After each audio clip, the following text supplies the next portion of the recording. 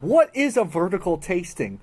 Learn more about that and how it can make you look smart in this video.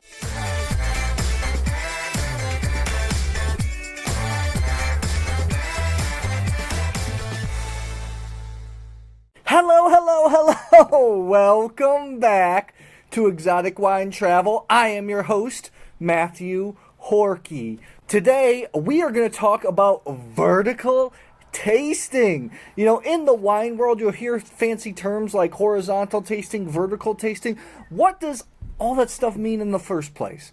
Well, today we're going to talk about it. Vertical tasting is when you taste the same grape or the same cuvee from the same producer, but different vintages, different years, different harvests, so you can see how the weather, the climate of each year, the winemaking, or the winemaker changed the style of wine. When you have horizontal tasting, you have the same vintage, same grape variety, but maybe a few different producers to see how that grape variety performs across the specific vintage. It's a very useful tool when it comes to wine professionals, so they understand wines.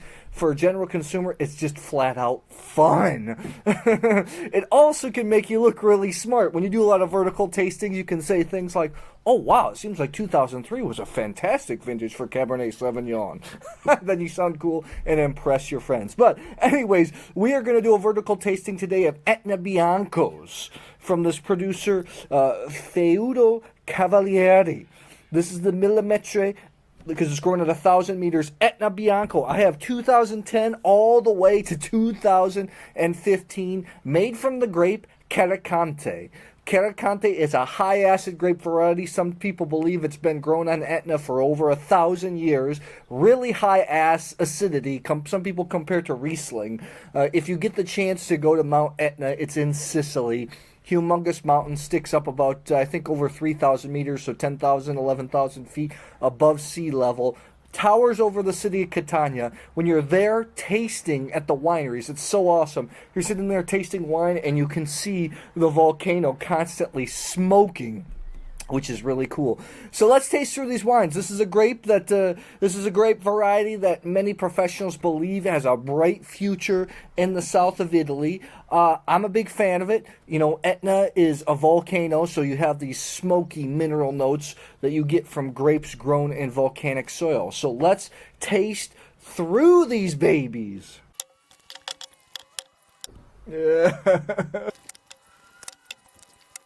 Okay, so we've tasted through these. I've actually tasted through these several times, even prior to this recording, so I get an idea of what's going on here. You know, the wines, I think in the 2015, the 2013, 2011 are in the 90-point type of range.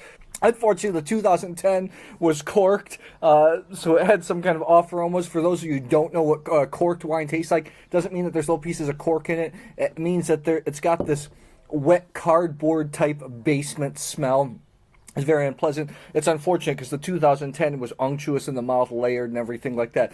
The grape Caricante, I have experience with it. I don't have vast experience from it. From what I've seen in this vertical tasting, what are some useful things that you can take away? You learn that Caricante is a wine that it maybe doesn't unfurl and gain tons of complexity, but it is long-lived thanks to its high acidity. Grapes like Riesling, as they age, they garner complexity. Bordeaux, as it ages, it just gains all this complexity. This kind of stays good. It doesn't really age that much. It just puts on a little bit weight. You know, I prefer the 2015 really nice wine. With Caricante, you're going to get these lemony flavor, a lot of lemon, citrus peel, white peach, maybe even some unripe pineapple, high mineral notes, high acidity. I really like the 2015, 13, and 11. It seemed like 14, there was something a little bit different in the cellar. Maybe it was a different winemaker. I don't know.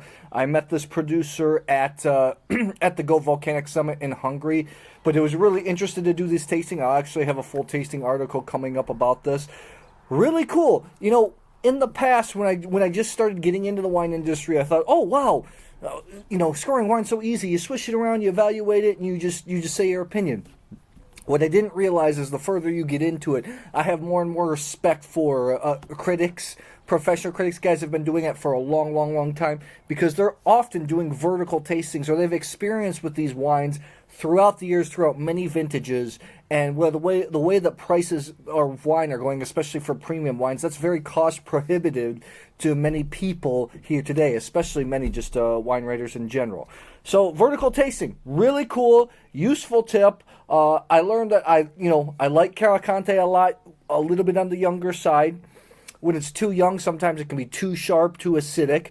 And as it goes on throughout the years, I think people that like aged whites, like things that put on weight, want things to go with shellfish, crustaceans. These wines kind of remind me almost of like how Cru Muscadet ages from France, just with a little bit more Italian flair. So tell me, do you do vertical tasting? Do you enjoy it? You like it? Do you find it useful? Do you have fun with it? Put it in the comments below. And guys, if you like this video, please subscribe to our YouTube channel, Exotic Wine Travel.